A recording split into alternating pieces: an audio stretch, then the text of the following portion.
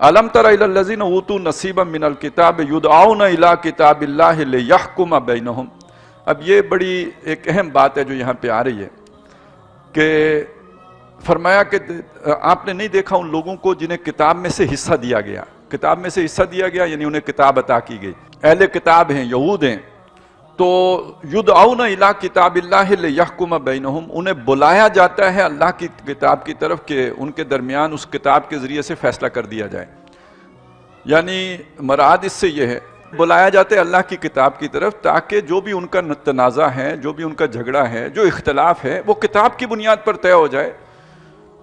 सुम्मा यतवल्ला फरीकुम मिनहुम, इसके बावजूद उनमें से एक गिरोह मुंह मोड़ के चल देता है, यानी अल्लाह की किताब की इससे फैसला लेने के लिए तैयार नहीं होता। तो ये कैसे अमल किताब है?